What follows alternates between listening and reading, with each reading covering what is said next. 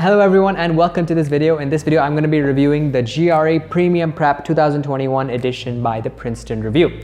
So I'm going to be giving you guys a quick overview of the book, then we'll look at some pros and cons, and then finally I'll tell you if you should get it or not. So the book actually starts with a light introduction, and I say light because it reserves the full introduction for the actual parts of the book that cover each section of the GRE. So I would say that the verbal review is actually really good because the book, it does give you like a ton of strategies, and more than that, I really like how they give you like a small section after they explain each strategy so that you can actually practice those strategies, right? So this actually helps you, reinforce the strategies in your preparation. But of course, just like most textbooks out there, it does have the flaw of, not having enough practice questions, and sometimes the questions can be a little bit too easy, so that's kind of a bummer as well. Beyond that, they do have a vocabulary list prepared, so that's, it's present and it's fine. But what's weird is that, they have like one entire chapter on root word analysis, which I feel is like, a little bit too much time devoted into root words. I don't really recommend it that much.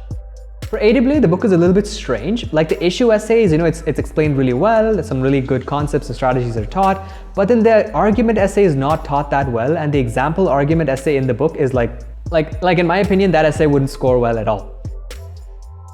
So for quant review, I'd say this book is actually pretty good. I'm actually quite impressed because in a lot of these GRE textbooks, they do like a quick overview of the math, but this book actually gets in, a little bit deeper. And I guess it has like, it's much thicker than the other books, so I guess it has more space to do that as well.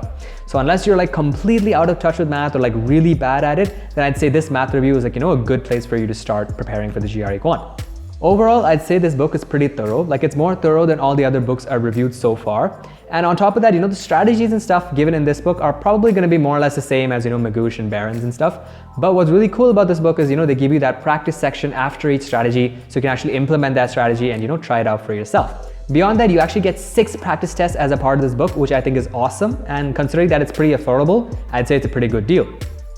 So if we're looking at the pros and cons of this book, one pro would definitely be that it's more thorough than all the other books out there. Another pro would be that it offers 6 practice tests, which is awesome. And then of course, I would say that it's affordable as well for what it does, compared to the other textbooks.